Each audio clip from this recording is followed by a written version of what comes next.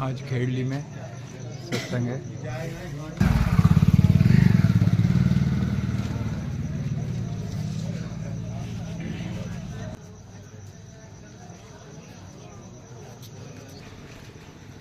भरतपुर ग्राम औरा में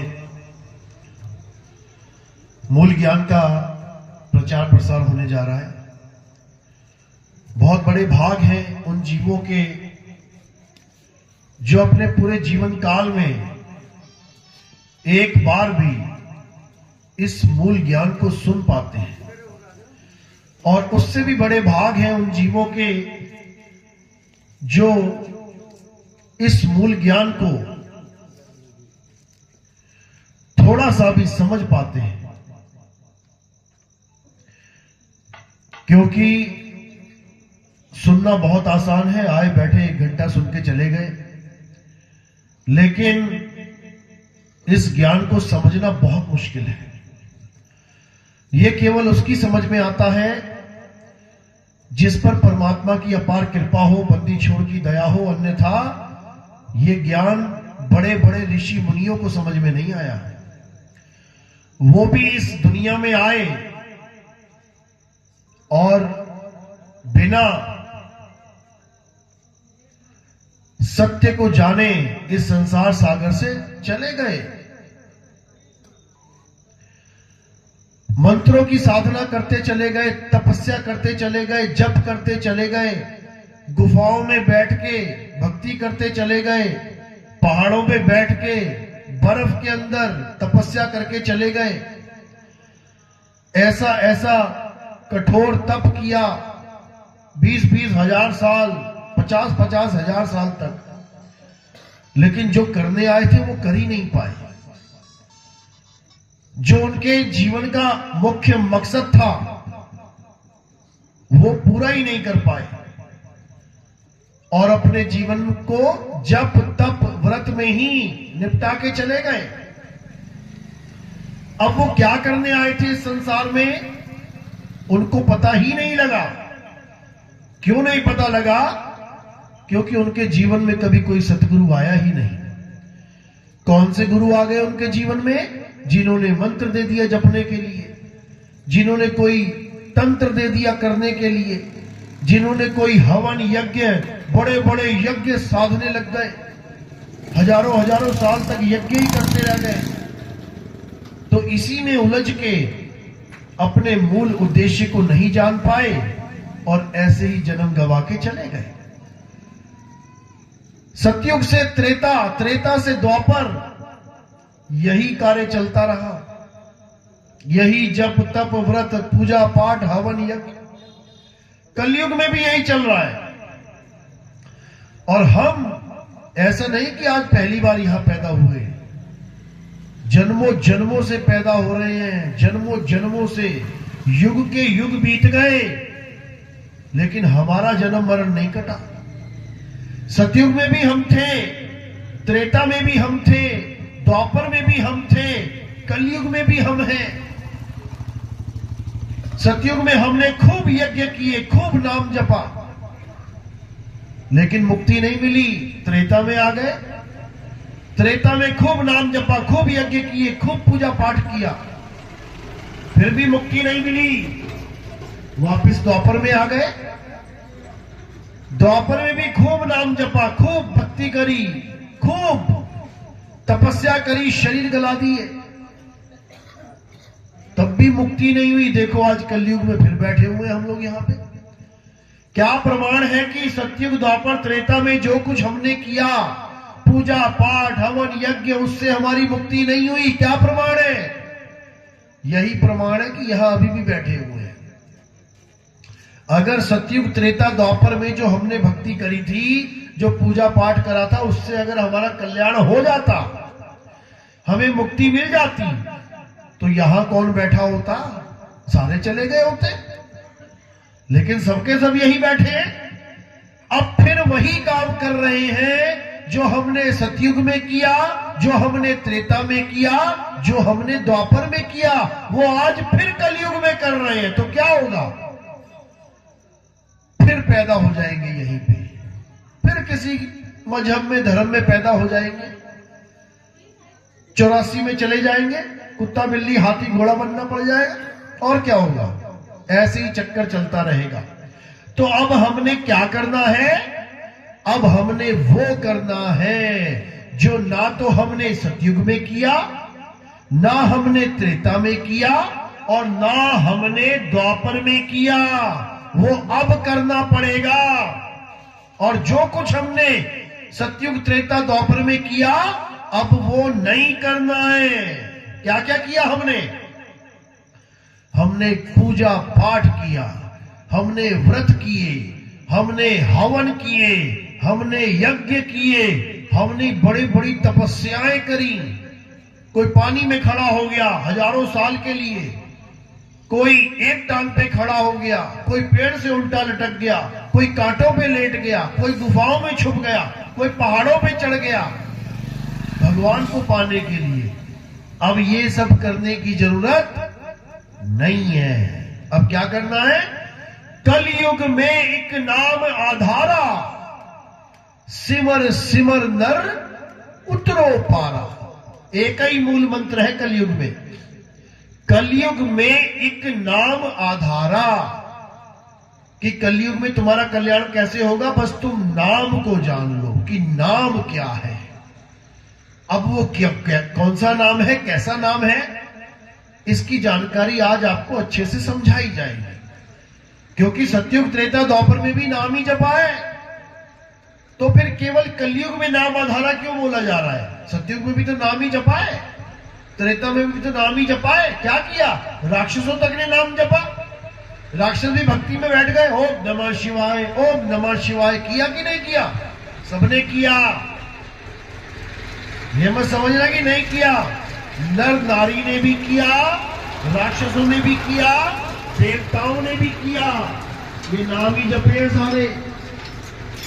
तो अब जानना है कि वो कौन सा नाम है जिससे अब हमारी मुक्ति होगी कलयुग में। समझ लो, बाबा नानक भी कह रहे हैं, अब कलु आयो रे, एक नाम बोवो बोवो। यानी अब कलयुग आ गया है, अब तुम केवल नाम की बात करो, बाकी सब छोड़ो। ये पूजा पाठ, हवन, यज्ञ, ये सब पुरानी बातें हो गई। अब जमाना मोबाइल का है। अब ये चिट्ठी लिखना, ये पोस्ट कार्ड लिखना, ये कबूतर को चिट्ठियां पकड़ा के भेजना, ये सब पुरानी बातें हो गई। अब मोबाइल के द्वारा एसएमएस चल रहा है, समझ लो। यानी अब वो कार्य नहीं करना जो तुम पहले करते आए हो, नहीं तो फिर फंस जाओगे। तो अब कौन सा नाम लेना है, कैसी भक्ति करनी है, आज आपको इसके बारे में हर चीज समझाई जाएगी। तो आज सत्संग शुरू करने से पहले परमात्मा के नाम का जयकारा लगाएंगे और उसके बाद सत्संग शुरू करेंगे। बोलिए परमपिता परमात्मा की, सदगुरु बंदी छोड़ कबीर साहिब की, सभी संतों की, सभी भक्तों की, आज के आनंद की, साहिब बंदगी सतनाम। अब समझ लो कि आखिर हमने करना क्या है। इस संसार में जितने भी जीव आए हैं, 84 को भोग के ही आए हैं। ऐसा एक भी नहीं है जो बिना 84 के आया हो। यानी कीड़े मकोड़े से लेके छिपकली, बिच्छू, सांप से लेके कुत्ता, बिल्ली, बकरे, हाथी, घोड़े से लेके पक्षी, मछली, पेड़ पौधों से लेके नाना प्रकार की योनियां भोगता हुआ आया है। अब जाकर इसे एक जन्म मिला है, वो भी इंसान का। इंसान का एक जन्म मिलता है, बार बार नहीं मिलता। अब इस एक जन्म का लक्ष्य क्या है, पहले तो हमें लक्ष्य पता होना चाहिए। तुम्हारे गांव में कोई आदमी आ जाए बाहर से, तुम पहले पूछोगे, हाँ भाई हमारे गांव में क्या करने आया है? वो बताएगा, मैं बिजनेस करने आया हूं, मैं धंधा करने आया हूं, या मैं नौकरी ढूंढने आया हूं, या मैं कहीं काम ढूंढने आया हूं, बताएगा तुम्हें। बच्चे स्कूल जाते हैं, स्कूल जाने का एक मकसद होता है। क्यों जा रहे हो स्कूल? पढ़ने के लिए, सर्टिफिकेट प्राप्त करने के लिए। कोई भी कहीं भी जा रहा है, तुम खेत में जा रहे हो, मकसद है वहां जाने का। क्या? खेती बाड़ी करेंगे, बीज बोएंगे, फसल उगाएंगे, फसल काटेंगे, मकसद है। कोई भी कहीं भी जा रहा है, अरे तुम घर से निकल के बाहर दुकान तक भी जा रहे हो ना, तो तुम्हारा कोई मकसद है। क्या लेने आए हो? चीनी लेने आए हो, नमक लेने आए हो, अदरक लेने आए हो, क्या लेने आए हो? मकसद है। बिना मकसद के खड़े हो जाना किसी दुकान पे, वो कहेगा क्या लेना भैया? लेना तो कुछ भी नहीं है। तो कहा यहां खड़ा है भाई, घर जा आपने। हर चीज का एक मकसद है, लेकिन इंसान जन्म में आने का क्या मकसद है, हमें यही नहीं पता। अब हमें मेन बात नहीं पता, तो हम क्या कर रहे हैं? उस मेन बात को छोड़ के बाकी सब कुछ करने में लगे हैं। कोई मकान पे मकान बनाए जा रहा है, और बड़ा और बड़ा और बड़ा बनाएंगे। कोई जमीनों पे जमीनें खरीदी जा रहा है, 100 एकड़ हो गई है, 200 एकड़ और ले लेंगे, फिर 500 ले लेंगे। कोई बैंक बैलेंस पे बैंक बैलेंस बढ़ाई जा रहा है, 50 करोड़ हो गया, ये 100 करोड़ करेंगे, फिर 1000 करोड़ करेंगे, फिर 10 लाख करोड़ करेंगे। सब अंधी भीड़ की तरह कुछ ना कुछ करने में लगे पड़े हैं। उसके बाद क्या होगा? उसके बाद सारा पैसा माल इकट्ठा करके इस दुनिया से रवाना हो जाएंगे। तो भैया काहे लगा रहा पागलों की तरह? मकान पे मकान, दुकान पे दुकान, जमीनों पे जमीन खरीदता रहा, बैंक बैलेंस पे बैंक बैलेंस बनाता रहा। उसके बाद तोते उड़ गए, अब उठा के कहां फेंक दिया? शमशान घाट ले गए बेचारे को। तो भैया क्या करने आया था इस दुनिया में? मकान बनाने आया था या दुकान बनाने आया था, या जमीनें खरीदने आया था? खरीद के चला गया, अब उन जमीनों पे रिश्तेदारों का अधिकार हो गया। ये काम करने आया था। उसके बाद कहां चला गया? फिर 84 में चला गया। अब अपनी ही जमीन पे कुत्ता बन के आ गया और लौट रहा है मिट्टी में।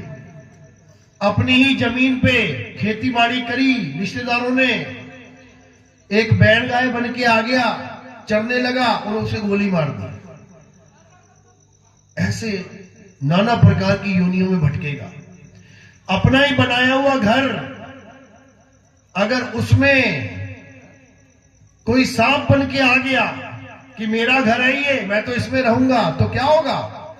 लाठी मार मार के कमर तोड़ देंगे अपने ही घर के बच्चे। कोई ना पहचानेगा पिताजी आए हैं। ऐसी दुर्गति होगी, और ये होनी है, ये मत सोचना नहीं होनी है। जहां आशा तहां वासा, आना ही पड़ेगा, क्योंकि तुम इन चीजों को छोड़ ही नहीं सकते, मन से निकाल ही नहीं सकते। मरता हुआ आदमी क्या कहता है? अरे कोई मेरे बच्चे की शक्ल दिखा दो, मेरे रिश्तेदार को बुला दो, मेरे बेटा बेटी को बुला दो, क्योंकि ये तुम्हारे दिमाग से निकल ही नहीं सकते। सारी उम्र इन्हीं को तो याद किया है। तो अब क्या करना है? कलयुग में एक नाम आधारा, सिमर सिमर नर उतरो पारा।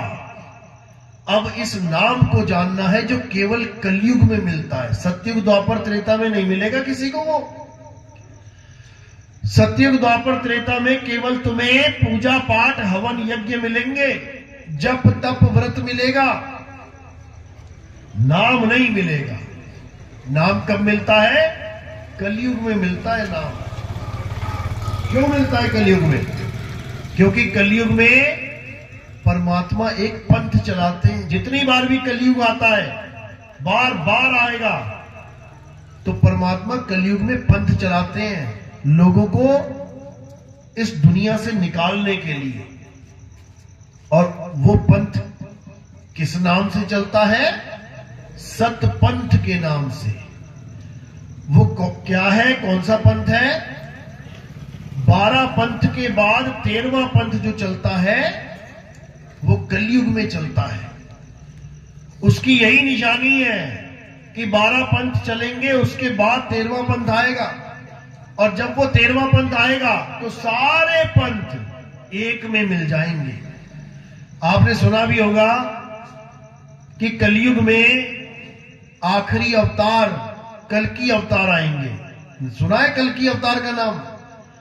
देवी देवताओं की पूजा करते हो, राम जी कृष्ण जी इनकी पूजा करते हो, तो तुम्हें पता होना चाहिए कि 10 अवतारों में से अभी तक केवल 9 अवतार आए हैं। तुम 9 की पूजा कर रहे हो, 9 में से भी मात्र 2 की पूजा खास कर रहे हो तुम। किसकी किसकी? राम जी और कृष्ण जी की। मेन इन्हीं की पूजा चल रही है। इसके अलावा जो 7 अवतार और हैं उनकी तुम पूजा नहीं करते। कौन कौन से अवतार? पहला अवतार मछली का अवतार, मत्स्य अवतार, कोई पूजा नहीं कर रहा मछली की। दूसरा अवतार कुरुम अवतार, कछुए का अवतार, जो समुद्र मंथन के समय कछुआ बन के विष्णु जी ने अपनी पीठ के ऊपर पूरा पहाड़ रखा था। एक तरफ देवता, एक तरफ दानव समुद्र का मंथन कर रहे थे, वो दूसरा अवतार था। उसकी भी कभी पूजा नहीं की होगी आपने। तीसरा अवतार वराह अवतार, जब जंगली सुअर का अवतार लेके दांतों के ऊपर पृथ्वी रख के विष्णु जी ने इस पृथ्वी की रक्षा करी थी, तीसरा अवतार था। उसकी भी कोई आरती नहीं आती होगी आपको, ना ही कोई वरदान मांगा होगा आज तक। चौथा अवतार नरसिंह अवतार, हिरण्यकश्यप को मारने के लिए खंबा फाड़ के जो अवतार निकला, कौन था वो? विष्णु जी थे, नरसिंह अवतार के रूप में आए। उसकी भी तुमने आज तक पूजा नहीं करी होगी, कोई आरती नहीं गाई होगी। गाई होगी तो बता दो क्या है नरसिंह की आरती। पांचवा अवतार वामन अवतार, जिसने 3 पग मांगे राजा बलि से और उसको पाताल भेज दिया।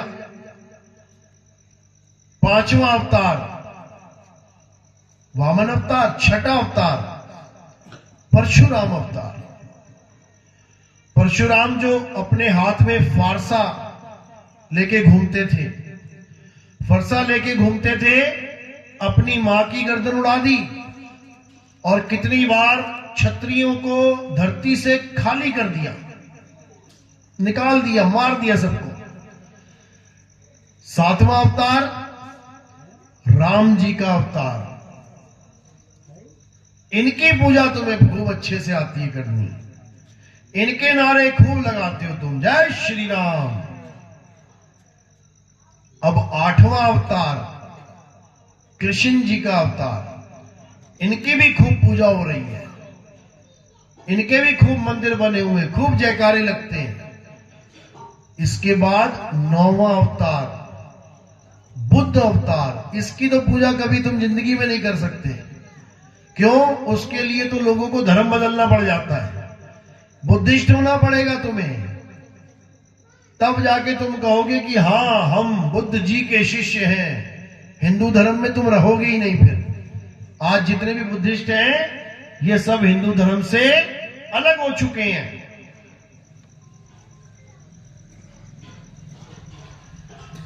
अब ये हो गए 9 अवतार। अब 9 अवतारों में मात्र 2 की पूजा आप लोग कर रहे हैं, और बाकी 7 की क्या करना है भाई? बाकी 7 की क्यों नहीं पूजा चल रही है? बाकी 7 के मंदिर क्यों नहीं बने हैं? बाकी 7 क्या विष्णु जी नहीं है? वो भी तो विष्णु जी के ही अवतार हैं। तो क्यों पूजा नहीं हो रही उनकी? क्यों उसकी पूजा नहीं चल रही है? क्योंकि जिन्होंने तुम्हें इन दोनों की पूजा करना सिखा दिया, उन्होंने ही उनके बारे में कुछ नहीं बताया। अगर वो उनके बारे में सब कुछ बताते तो तुम 9 के 9 अवतारों की पूजा कर रहे होते। लेकिन तुमने केवल 2 को पकड़ लिया है, हरे कृष्णा हरे राम, हरे कृष्णा हरे राम। और बाकियों का क्या करें? अरे जैसे बाकी अवतार है वैसे ये 2 और अवतार ले लिए, उसमें क्या बड़ी बात है? लेकिन नहीं, बाकियों को तो तुम याद भी नहीं कर रहे हो। कोई परशुराम जी की पूजा नहीं, कोई वामन अवतार की पूजा नहीं, लेकिन हरे कृष्णा हरे कृष्णा हरे राम करना है। इसी को समझना है। 9 अवतारों के बाद एक अवतार और बताया गया कि कल्कि अवतार आएंगे, और जब कल्कि अवतार आएंगे तो वो क्या करेंगे? वो 9 के 9 की पूजा बंद करवा देंगे। ये समझ लो, वो 9 के 9 की पूजा बंद करवा देंगे, और किसकी पूजा करवाएंगे? आत्मा की पूजा करवाएंगे। वो आत्मा की, यानी शरीरों से अलग तुम्हें तुम्हारा असली स्वरूप बताएंगे कि आखिर तुम हो क्या। क्योंकि हम अपने स्वरूप को भूल जाने के कारण, शरीरों की पूजा करने में लग गए हैं, देवी देवताओं की पूजा करने में लग गए हैं। और हमने करना क्या था?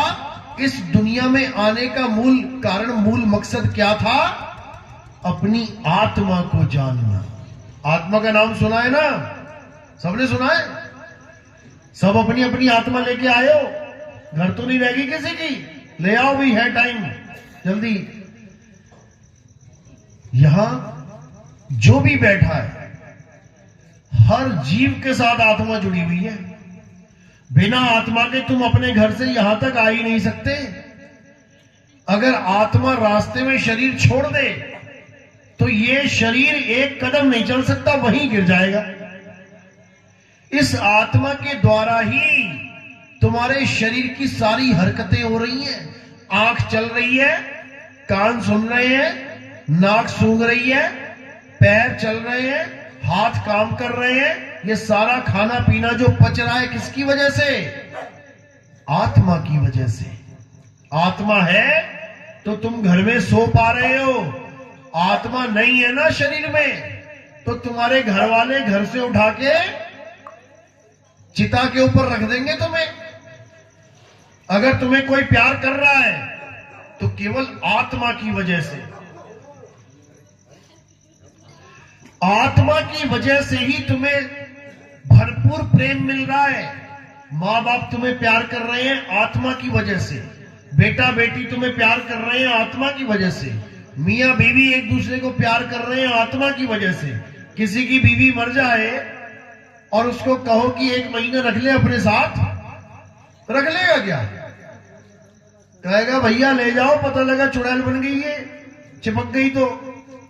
उसको कहेगा ले जाओ, जला दो इसको, खत्म करो। तो आज तक तुम्हें घर में क्यों रखा गया है? केवल आत्मा की वजह से। और जैसे ही आत्मा ने शरीर को छोड़ा, उसी वक्त काटो काटो, निकालो निकालो हो जाएगी। चलो ले चलो इसको, टाइम हो रहा है, जल्दी करो, शाम हो रही है, जल्दी निपटाओ इसको। क्या करना है? आग लगाओ इसको। जब तक आत्मा शरीर में है, कोई तुम्हारी उंगली नहीं जला सकता। बेटा अपनी मां की उंगली नहीं रख सकता आग के ऊपर, और आत्मा ने शरीर छोड़ दिया तो पूरी अम्मा को ही रख देगा आग के ऊपर, पूरी मां को ही रख देगा। जल जा, राख हो जा। तो ये प्रेम किससे है भाई? केवल आत्मा से है। इसी आत्मा की वजह से सारे हिंदू अपने मंदिरों तक जा पा रहे हैं। इसी आत्मा की वजह से सारे मुसलमान अपनी मस्जिदों तक जा पा रहे हैं। इसी आत्मा की वजह से सब सिख ईसाई अपने अपने पूजा घर तक जा पा रहे हैं। अगर आत्मा ना हो तो कोई मंदिर नहीं जा सकता, मस्जिद नहीं जा सकता, गुरुद्वारा नहीं जा सकता, जय श्री राम नहीं बोल सकता, अल्लाहू अकबर नहीं बोल सकता, जो बोले सो निहाल, सत श्री अकाल नहीं बोल सकता, हालेलुया नहीं बोल सकता, कुछ नहीं बोल सकता। आत्मा है तो सब कुछ कर रहे हो, आत्मा नहीं तो मिट्टी की ढेरी हो, इससे ज्यादा कुछ नहीं। तो करना क्या है? केवल अपनी आत्मा को जानना है। यही समझा रहे हैं कृष्ण जी गीता में। गीता पढ़ी है किसी ने? किसी ने नहीं पढ़ी होगी। क्यों? टाइम ही नहीं है। गीता पढ़ने को टाइम नहीं है। लेकिन अभी कोई त्योहार आ जाए तो 1 किलोमीटर लंबी लाइन लगा देंगे मंदिर के सामने खड़े होने के लिए, वहां पूरा टाइम है। किसी यात्रा में जाना हो, पैदल झंडे लेके निकल लेंगे, 4-4 दिन चलते रहेंगे, उसके लिए टाइम है। लेकिन घर में बैठ के गीता पढ़ने के लिए टाइम नहीं है। क्या कहती है गीता? क्या समझा रहे हैं कृष्ण जी? हे अर्जुन, जो अपनी आत्मा को मृत्यु से पहले पहले जान लेता है, जो अपनी आत्मा में रमण करता है, जो अपनी आत्मा में तृप्त हो जाता है, जो अपनी आत्मा में संतुष्ट हो जाता है, उसके लिए कोई धार्मिक कर्म कर्तव्य लागू ही नहीं होता। उसको किसी मंदिर में जाने की जरूरत नहीं, उसे किसी मस्जिद में जाने की जरूरत नहीं, उसे किसी चर्च में, उसे किसी गुरुद्वारे में जाने की जरूरत नहीं, उसे कोई मंत्र जाप तंत्र विद्या कुछ करने की जरूरत नहीं, उसे किसी देवी देवता की पूजा करने की जरूरत नहीं, उसे किसी भगवान को मानने की जरूरत नहीं। क्यों?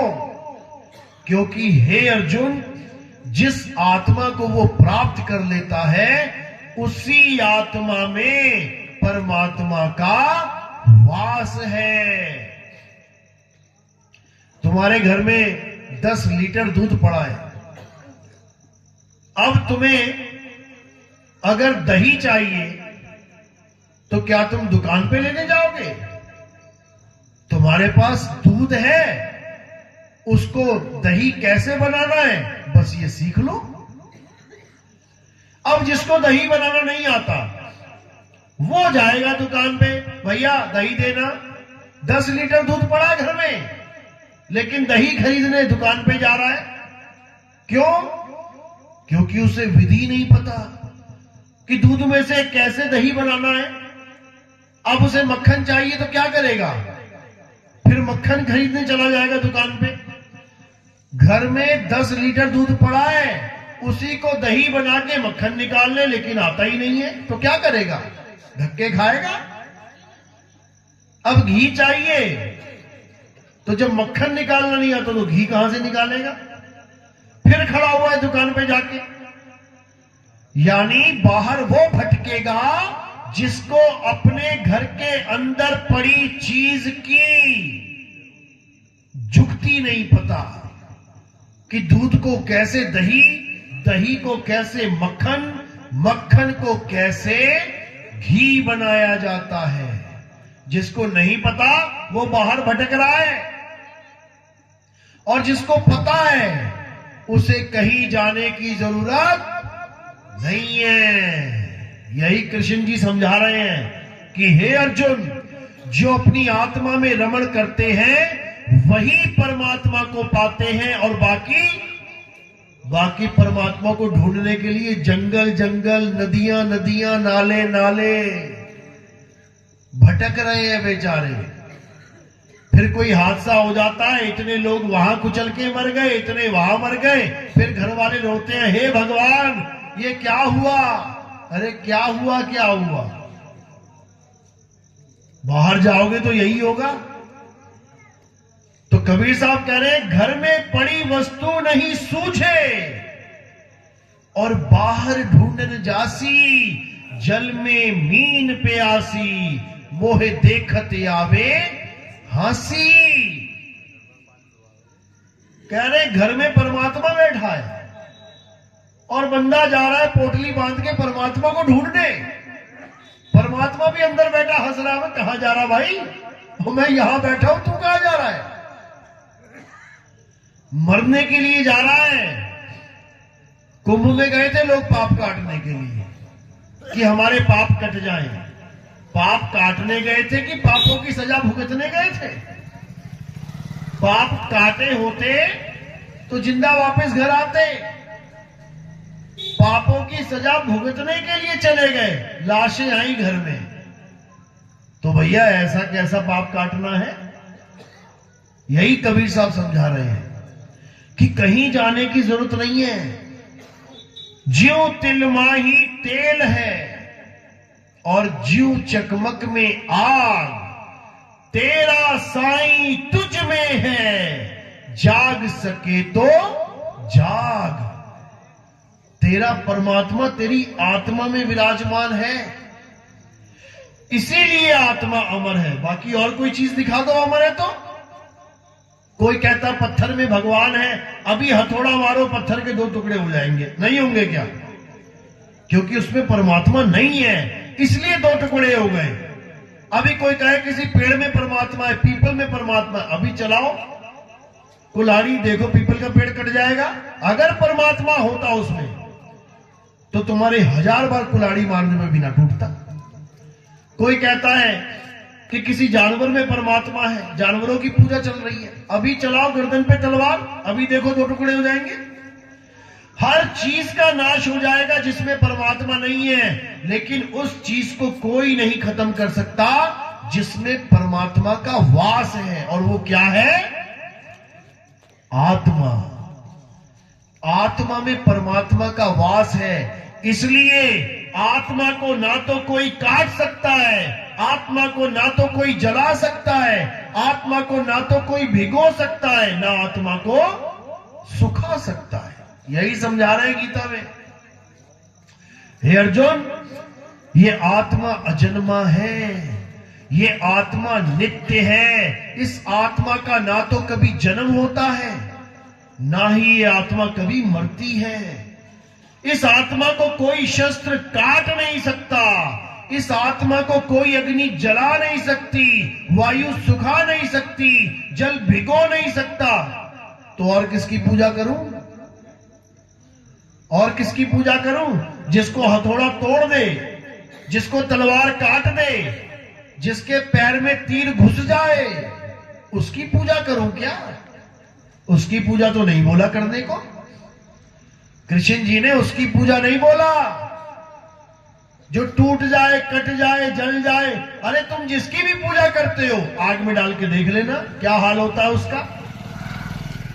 चाहे कोई पेड़ होए, चाहे कोई पशु होए, चाहे कोई पक्षी होए, चाहे कोई मंदिर होए, चाहे कोई मूर्ति होए, चाहे कोई गुरुद्वारा होए, चाहे कोई मस्जिद होए, चाहे कोई चर्च होए, देख लेना।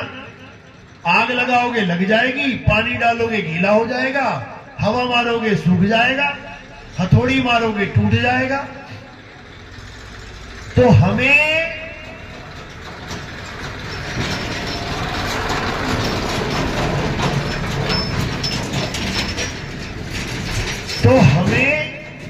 उन चीजों की पूजा करने के लिए नहीं बोला गया जो नाशवान है। हमें किसकी पूजा करने के लिए बोला गया? जो अविनाशी है। और वो अविनाशी तत्व क्या है? वो केवल एक है, उसी को आत्मा कहते हैं। आत्मा के अलावा जो कुछ भी संसार में है सब नाशवान है, सब का सब। चाहे कोई शरीर हो, चाहे कोई ईंट पत्थरों का मंदिर हो, चाहे कोई लोहे की मूर्ति तक क्यों ना हो, अष्ट धातु की मूर्ति तक क्यों ना हो, वो भी जल जाएगी, गल जाएगी, उसकी भी पूजा करना गीता में नहीं बोला गया। कोई मंत्र जाप गीता में नहीं बोला गया कि हरे कृष्णा हरे राम करो। उसमें क्या बोला गया कि अपनी आत्मा को जानो, उस परम तत्व को जानो जिसकी वजह से ये सारा नाशवान संसार चल रहा है, ये काया चल रही है। किसकी वजह से? आत्मा की वजह से। काया क्या है? 5 तत्व है, नाशवान तत्व। चला कौन रहा है? आत्म तत्व। तो नाशवान तत्वों को कौन चला रहा है? अविनाशी तत्व। अब इन दोनों प्रकार के तत्वों का ज्ञान चाहिए, बस। इसीलिए गीता में अध्याय 4 34वां श्लोक यही बोला गया कि हे अर्जुन, जो मैं आत्मा का ज्ञान तुझे समझा रहा हूं, अगर उस परम तत्व का तुम अनुभव करना चाहते हो तो क्या करना है? मंदिर मस्जिद गुरुद्वारे नहीं जाना है। क्या करना है? तुम ऐसे तत्वदर्शी संत की शरण में जाओ जिसने सत्य को यानी अपनी आत्मा को जान लिया है। वो अपने स्वरूप को भली भांति जानता है। केवल वही तुम्हें तुम्हारे स्वरूप का ज्ञान बता सकता है। वो तुम्हारा ध्यान नाशवान तत्वों से हटा के अविनाशी आत्म तत्व में लगा सकता है। उससे क्या होगा?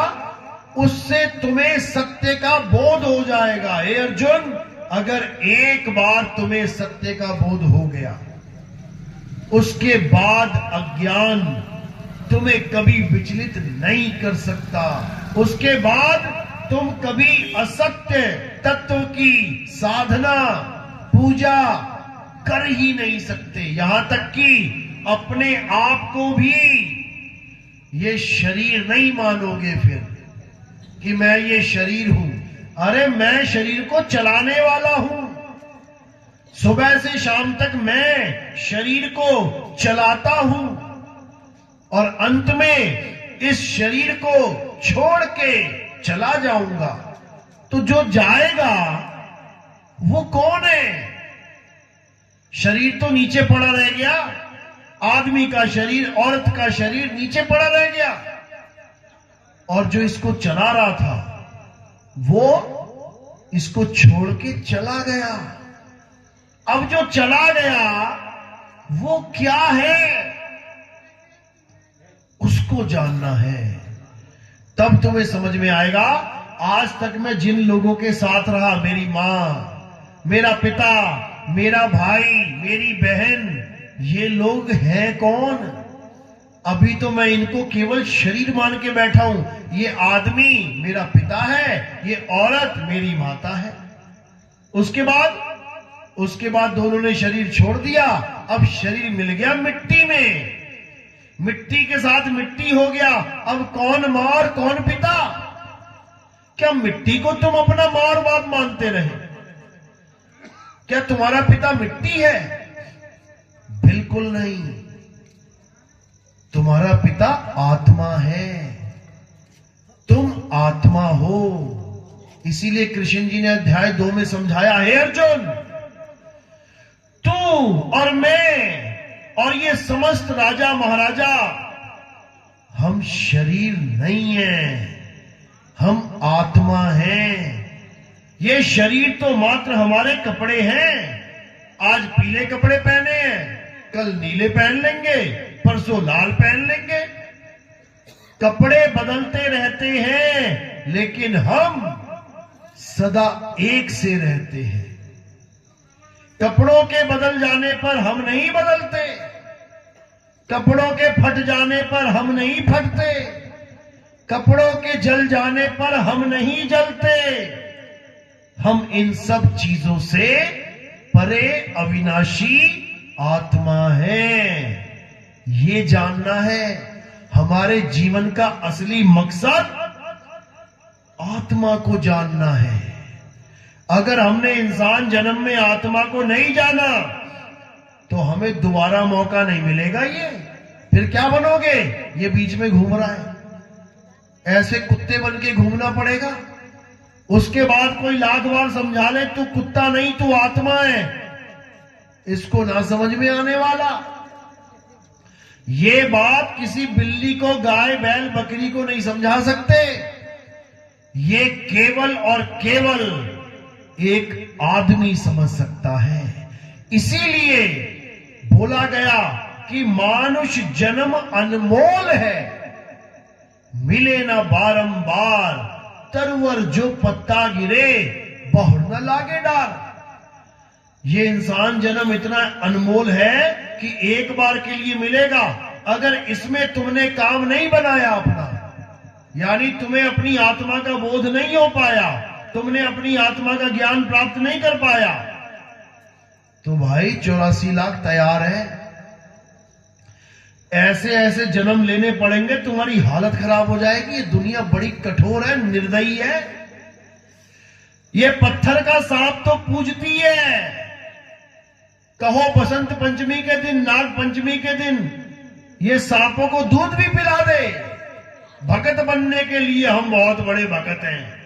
और जब वही सांप तुम्हारे घर में निकल आए ना कहीं, फिर लठ बजेंगे वहां पे, फिर पूजा वूजा खत्म, दूध वूध खत्म, फिर क्या होगा? मार तोड़ खोपड़ी इसकी। ये दुनिया है। ये एक दिन पूजती है और 364 दिन कूटती है। समझ लो, गणेश जी की पूजा करते करते कहो 2 लड्डू गणेश जी को खिलाए तो एक चूहे को भी खिला देंगे। पत्थर का है। और जो अपने घर में चूहा घूम रहा है उसको क्या खिलाएंगे? उसको लड्डू में जहर डाल के खिलाएंगे, मर जा जाके। ये दुनिया ऐसी है और ये जन्म तुम्हें मिलेंगे, समझ लेना।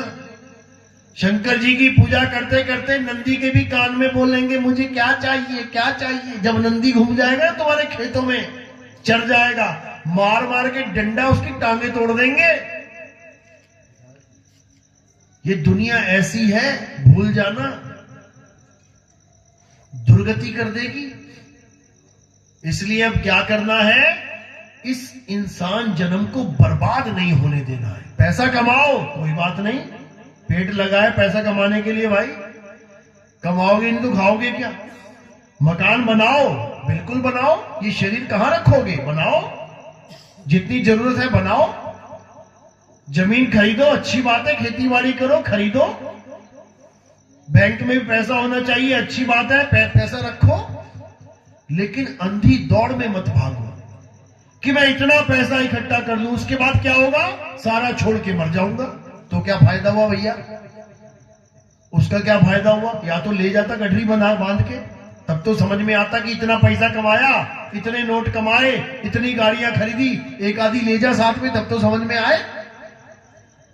50 लाख की गाड़ी में घूम रहा है, अभी प्राण निकले, अभी आत्मा ने शरीर को छोड़ा, उठा के 50 रुपए की दरी पे लिटा देंगे तुझे।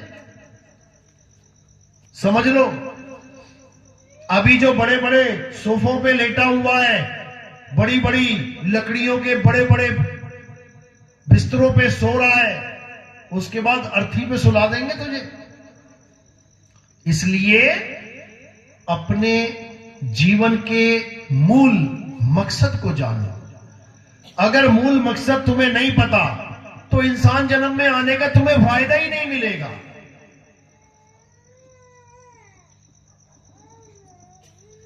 इसलिए ठीक है, तुम हिंदू हो, मंदिर जाते हो, बहुत अच्छी बात है। तुम मुसलमान हो, मस्जिद जाते हो, और अच्छी बात है।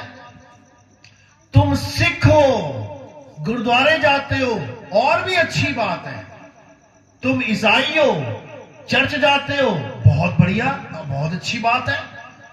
लेकिन अगर तुम आत्मज्ञानी नहीं हो तो मेरे भाई ये बहुत बुरी बात है, बुरी बात है। ये मंदिर जाना हमारे जीवन का उद्देश्य नहीं है।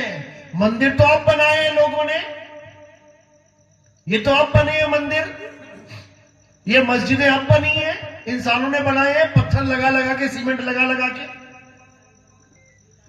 ये चर्च, ये गुरुद्वारे अभी बने हैं, इंसानों ने बनाए हैं। और ये ना बनते, ये ना होते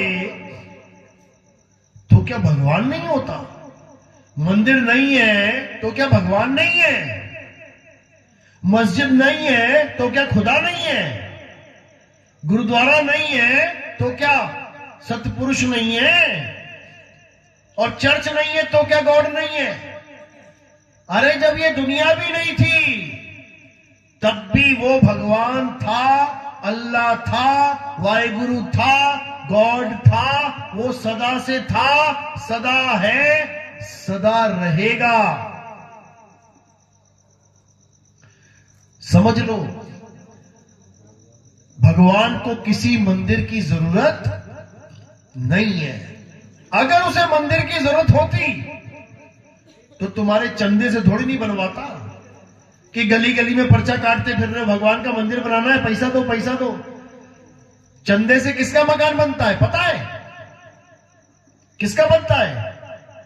दुनिया के सबसे गरीब इंसान का, जो अपना मकान खुद नहीं बना सकता। उसकी मदद करते हैं लोग, 100 ले ले, तू 500 ले ले, चल तू मेरी तरफ से 4 बोरी ले ले सीमेंट की। और तुम किसका मकान बनाने की सोच रहे हो चंदा लेके? जो सारी दुनिया का मालिक है, जिसने सूरज चांद सितारे धरती आकाश बना दिए, उसका घर तुम बनाओगे, वो भी चंदा मांग मांग के। कमाल कर दी। उसे किसी घर वर की जरूरत नहीं है भाई, उसे किसी मंदिर की जरूरत नहीं है। भूल जाओ। घर की जरूरत तुम्हें है, घर की जरूरत इंसानों को है, भगवान को नहीं है। कि तुम भगवान को सोच रहे हो कि वो मंदिर में रहता है। भगवान कभी मंदिर में नहीं रहता, याद रखो इस बात को। यह हमें पढ़ा दिया गया कि भगवान मंदिर में रहता। अगर भगवान मंदिर में रहता होता तो क्या कभी उसका गल्ला चोरी होता? क्या उसके गल्ले में से कोई चोर पैसे निकाल सकता था भगवान के मंदिर से? अरे गल्ला छोड़ो, भगवान के सामने जो घंटा लटक रहा है पीतल का 50 किलो का, वो घंटा ही गायब करके ले जाते हैं चोर। और घंटा छोड़ो, भगवान की मूर्ति उठा के ले जाते हैं चोर। देखो अखबारें भरी पड़ी हैं, प्राचीन मंदिर से मूर्ति गायब हो गई। बताओ, पुलिस वाला चोर को नहीं पकड़ पा रहा था, रोज एक मंदिर में जाके अरदास कर रहा था, भगवान दया करो वो चोर पकड़ा जाए, मैं पूरी कोशिश कर रहा हूं, भगवान दया करो। अगले दिन पता लगता है उसी भगवान को चोर उठा के ले गया। और पंडित जी पुलिस वाले के पास जाके कह रहा है भगवान चोरी हो गए, ढूंढ के लाना है आपको। वो कहता है अरे वो चोर तो पकड़ा नहीं जा रहा, मैं तो भगवान से दुआ कर रहा था, तुम भगवान को ही चोरी करवा दिया। अब भगवान को कहां ढूंढूं मैं? इसलिए समझ जाओ, किसी मंदिर में कोई भगवान नहीं रहता है। भगवान कहां रहता है? तुम्हारी आत्मा में रहता है। सोमनाथ मंदिर भव्य मंदिर है, प्राचीन मंदिर। कितनी बार लूट गया? कितनी बार लूटा गया? 17 बार। भगवान का, शिव भोलेनाथ का मंदिर 17 बार लूट गया। बताओ, अगर भगवान उसमें होता तो एक बार भी न लूट पाता। 17 बार लूटा और 6 बार तोड़ दिया गया उसको। तुम्हारा घर 17 बार नहीं लूट सकता। एक बार लुट गया, 2 बार लुट गया, 3 बार चोरी हो गई, चौथी बार तुम एकदम सजग हो जाओगे, कैमरे लगा लोगे, कुत्ते पाल लोगे, तुम कोई पहरेदार रख लोगे, लेकिन 4-5 बार नहीं लुटने दोगे। लेकिन वो भगवान का मंदिर 17 बार लुट गया। सोचो, इसका मतलब वहां भगवान नहीं है, समझ लो। और अगर वहां पे सारे भगत होते, 1 लाख 2 लाख 5 लाख भगत होते, तो जो पूरी सेना आई थी ना लूटने के लिए, एक बार भी न लूट पाती। क्यों? क्योंकि तब वहां भगवान प्रकट होते। क्यों? क्योंकि भगवान पत्थर में नहीं, आत्मा में रहते हैं। तुम मंदिर में बैठ जाओ भगवान की मूर्ति के आगे, चोर आए पूरा प्लान बना के कि आज मैं चोरी करूंगा, तुम बैठे हो वहां पे, अब गल्ले में से पैसे निकाल के दिखाए, निकाल लेगा क्या? मूर्ति चोरी करके दिखाए, कर लेगा क्या? नहीं कर पाएगा। क्यों? क्योंकि भगवान बैठा है वहां पे, भगवान साक्षात बैठा है वहां पे, एक नोट ना हिलने देगा वो। क्यों? क्योंकि आत्मा में परमात्मा का वास है। अगर तुम वहां बैठे हो तो भगवान भी वहां बैठा है, और अगर वहां आत्मा नहीं है तो वहां परमात्मा भी नहीं है, भूल जाओ। तो असली चीज क्या है? आत्मा। तुम्हारे पीछे 10 कुत्ते लग गए काटने के लिए, पागल कुत्ते। अब तुम्हारे सामने 50 फुट की मूर्ति है भगवान की, हाथ में तलवार है, त्रिशूल है, धनुष बाण है, सब कुछ है, और थोड़ी दूर पे एक 5 फुट का आदमी खड़ा है, हाथ में एक लठ है उसके। तो किस तरफ जाओगे बचने के लिए? किस तरफ भागोगे बचने के लिए? क्या मूर्ति की तरफ भागोगे कि 50 फुट की मूर्ति है और ये छोटे छोटे कुत्ते हैं, ये भगवान मुझे बचा लेंगे, इनके पास तलवार है, धनुष बाण है, बचा लेंगे? उधर कोई बेवकूफ ही भागेगा। इंसान की तरफ भागेंगे। क्यों? क्योंकि उसमें आत्मा है, वो तुम्हें बचाएगा, 101% बचाएगा, और मूर्ति तुम्हें नहीं बचा पाएगी। यही भेद है सजीव और निर्जीव का। सजीव मतलब जिसमें जान है, आत्मा है, और निर्जीव मतलब जिसमें जीव नहीं है। बस 2 ही खेल हैं, सजीव निर्जीव, जड़ चेतन। तो कह रहे जड़ चेतन का करे निबेड़ा, और कहे कबीर सो हंस है मेरा। कह रहे हैं अगर तुम सच में परमात्मा को पाना चाहते हो, अगर झूठा भजन करना है, झूठी भक्ति करनी, दिखावा करना है, फिर तो जो मर्जी करो। लोग खड़े होके जा रहे हैं यात्रा, तुम लेट लेट के जाओ, तुम्हारी मर्जी है। लोग एक बार चक्कर लगा रहे हैं मंदिर का, तुम 7 बार लगाओ, तुम्हारी मर्जी है। लोग एक धागा बांध रहे हैं पीपल को, तुम 7, 10, 20 धागे बांधो, तुम्हारी मर्जी है। दिखावा करना है तो बहुत कुछ है, लेकिन अगर सत्य को पाना है, अगर सच में तुम्हारा मकसद परमात्मा को पाना है, तो तुम्हें आत्मा का ज्ञान लेना ही पड़ेगा। इसके अलावा और कोई ऑप्शन नहीं है कि तुम्हें परमात्मा मिल जाए। अगर तुम्हें घी चाहिए तो दूध के पास आना ही पड़ेगा, क्योंकि दूध के अलावा घी पूरे संसार में नहीं मिल सकता। क्या पेड़ पे लगा है क्या? या नदी में बह रहा है? या धरती के नीचे घी पड़ा हुआ है? कहां जाना पड़ेगा? दूध की तरफ जाना ही पड़ेगा। दूध में ही घी छुपा है। इसी प्रकार अगर तुम्हें परमात्मा चाहिए तो तुम्हें आत्मा की तरफ आना ही पड़ेगा। इसीलिए कबीर साहब कह रहे हैं, जब लग ना चीनोगे आत्म, तब लग ना मिली है परमात्म। आत्म चीने परमात्म चीन है, संत कहावे सोए, और यह भेद काया से न्यारा, बूझे बिरला कोई। ये इस काया से न्यारा भेद है। इस काया का खेल नहीं है। ये काया तो नाशवान है, मेरी भी खत्म होगी, तुम्हारी भी खत्म होगी। बड़े बड़े देवी देवताओं की खत्म हो गई, बड़े बड़े राक्षस मिट्टी में मिल गए, सबकी खत्म होगी, लेकिन आत्मा किसी की खत्म नहीं होगी। चींटी से लेके हाथी तक, हाथी से लेके व्हेल मछली तक, किसी की आत्मा नहीं मर सकती। इंसान से लेके देवता तक, राक्षस, गण, गंधर्व, किन्नर, यक्ष, सबकी आत्मा अविनाशी है। तो क्या करना है?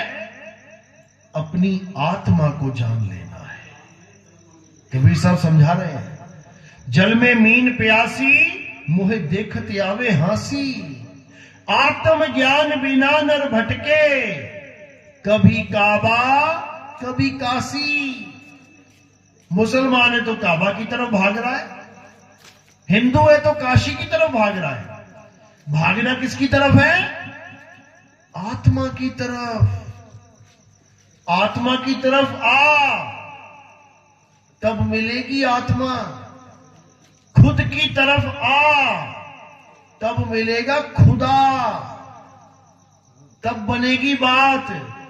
खुद को जानता नहीं और खुदा को ढूंढने में लगा है, खुदा कहाँ है, खुदा कहाँ है। अरे खुद में आ, तभी मिलेगा खुदा। लेकिन नहीं समझ में आ रहा किसी के। लेकिन परमात्मा की कृपा है, जो वो कहते हैं कि कलयुग में ऐसा ज्ञान चलेगा कि घर घर में आत्मा का जिक्र होगा, क्योंकि आत्मा ही सत्य है, आत्मा के अलावा सब झूठ है। इसी आत्मा की पूजा करने वाले सनातनी होते हैं। जो हम कहते हैं हम सत्य सनातनी हैं, सत्य सनातनी की डेफिनेशन तक नहीं पता लोगों को कि सत्य सनातनी होता क्या है। सत्य सनातनी क्या होता है? जो अपनी आत्मा को जान लेता है वही सत्य सनातनी होता है, और जो अपनी आत्मा को नहीं जान पाता उसका जन्म बर्बाद होता है। वो किसी धर्म में नहीं है।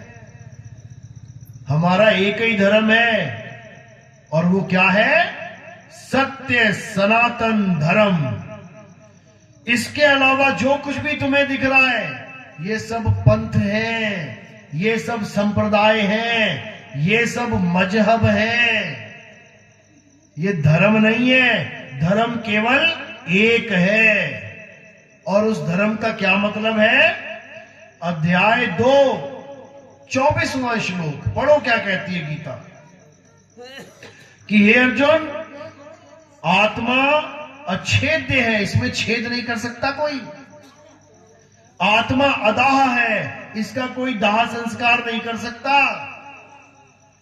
आत्मा को कोई गीला नहीं कर सकता, कोई सुखा नहीं सकता, कोई काट नहीं सकता। आत्मा अचल है, सदा स्थिर रहने वाला है, यहां से वहां डोलती नहीं फिरती आत्मा। इसी आत्मा को जान लेना ही सत्य सनातन धर्म है। यानी आत्म देव की पूजा करना ही सत्य सनातन धर्म है। और आत्म देव की पूजा जो नहीं कर पाया उसका जन्म बर्बाद हो जाता है। तो इसीलिए अब 9 अवतारों की खूब पूजा कर ली, खूब टलियां बजा ली, खूब हारमोनियम बजा लिए, खूब ढोलकियां बजा ली। अब 10वें अवतार की बात चल रही है। अब 9 अवतारों का कार्य पूर्ण हो गया। अब 10वें अवतार की बात चल रही है। अब कल्कि अवतार की बात चल रही है। अब आत्म ज्ञान की बात चल रही है। कल्कि का मतलब क्या होता है? निष्कलंक, यानी जिसपे कोई कलंक नहीं लग सकता। इस काया पे तो कितने ही कलंक लगा लो। कल्कि का मतलब है आत्मदेव, जिसको कोई छू नहीं सकता, काट नहीं सकता, जला नहीं सकता, वो कल्कि अवतार है। वो मत समझ लेना कि घोड़े पे बैठ के आएगा, तलवार लेके आएगा। घोड़ा क्या है? जब बुद्धि के घोड़े दौड़ने लग जाएं, यानी तुम अपने स्वरूप को जानने लग जाओ। और तलवार क्या है? विवेक की तलवार। जब असत्य को काटने लग जाओ तब समझ जाओ कि अब कल्कि अवतार हो गया है। और वो अवतार कहां होगा? वो किसी घर में नहीं होगा। वो अवतार हर इंसान के शरीर में होगा। तुम जितने भी बैठे हो, तुम्हारे अंदर ही कल्कि अवतार होगा, क्योंकि कल्कि पहले से ही तुम्हारे अंदर बैठा हुआ है, लेकिन तुम उसको जानते नहीं हो।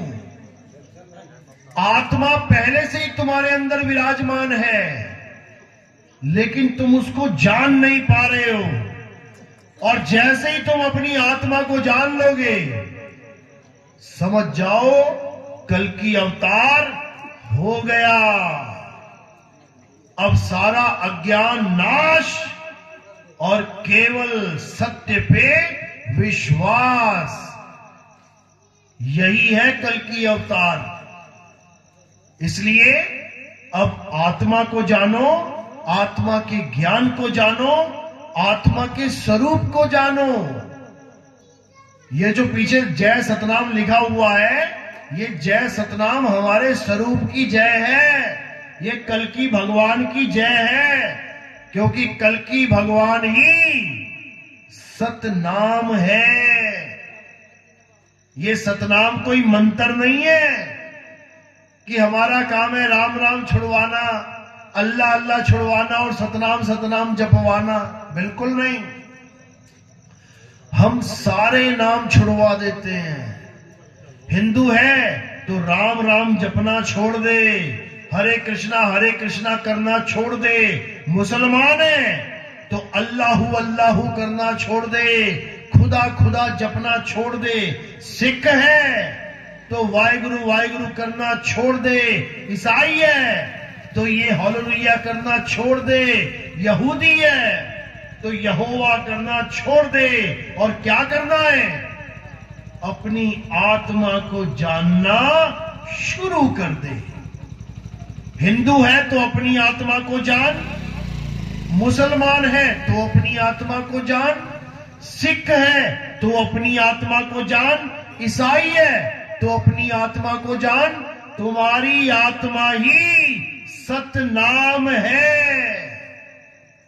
तुम्हारी आत्मा ही सतनाम है। इसीलिए साहिब ने कहा, अरे सत्य नाम कोई नाम नहीं, ये है आपन रूप, और जो जाने इस भेद को पावे आप स्वरूप। कि सतनाम कोई मंत्र वंत्र नहीं है कि कबीरपंथी सतनाम सतनाम जपवा रहे हैं अपने चेलों को। सतनाम तुम्हारा आत्म स्वरूप है। जैसे पंखा कौन चलाता है? करंट। ये बिजली को, ये लाइट किससे जल रही है? करंट से। ये गैस किससे जल रही है?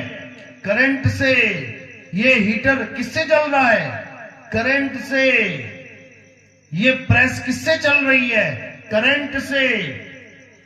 तो एक स्वरूप है बल्ब का, पंखे का, अलग अलग जितनी भी वस्तुएं उसका, और एक स्वरूप है करंट का। तुम पंखे को पकड़ लो कुछ नहीं होगा, तुम बल्ब को छू लो कुछ नहीं होगा, तुम हीटर को, गीजर को, तुम प्रेस को छू लो कुछ नहीं होगा। अब तुम करंट को छू लो, फिर देखो क्या होता है। यानी वो असली ताकत इन सब को चला रही है और वो इनके जैसी बिल्कुल नहीं है। इसी प्रकार ये आत्मा सबको चला रही है, लेकिन वो तुम्हारी तरह बिल्कुल नहीं है कि इस शरीर की तरह है। वो पंखे के 3 पर हैं, करंट के कितने पर हैं? एक भी नहीं। समझ लो, गीजर हीटर चाकोर है, करंट क्या चाकोर है? बिल्कुल नहीं। बल्ब गोल है, करंट क्या गोल है? बिल्कुल नहीं। यानी करंट बिल्कुल न्यारा है, बिल्कुल अलग है। उसको जानना बिल्कुल अलग कहानी है। उसको जैसे ही तुम छुओगे वैसे ही तुम्हारे अंदर वो प्रवाहित हो जाएगा। अब तुम और करंट एक हो जाओगे। समझ लो, जब किसी को करंट लग रहा हो तुम उस आदमी को छू के देखना, क्या होगा? तुम्हें भी करंट लग जाएगा, क्योंकि वो आदमी उस वक्त आदमी नहीं रहा, वो खुद करंट हो गया। इसी प्रकार जब तुम अपनी आत्मा को छुओगे तो तुम ये शरीर नहीं रह जाओगे, तुम आत्मा ही हो जाओगे और उसी आत्मा को कल्कि अवतार कहते हैं। 10वां अवतार। 9 अवतार तो शरीरों के हो गए, मछली, कछुआ, जंगली सुअर, वरा अवतार, नरसिंह, वामन, परशुराम अवतार, राम, कृष्ण, बुद्ध अवतार, ये सब शरीरों के अवतार थे। अब आखिरी अवतार किसका है? आत्मा का अवतार। तो उसी आत्मा को जानना है, तभी आत्मा का कल्याण होगा। चलो, तो आज का सत्संग यही समाप्त करते हैं और मालिक से दया दुआ करेंगे कि वो आप सब पे दया करें। मालिक से अरदास करेंगे कि आपको ये पूरा ज्ञान अच्छे से समझ में आए।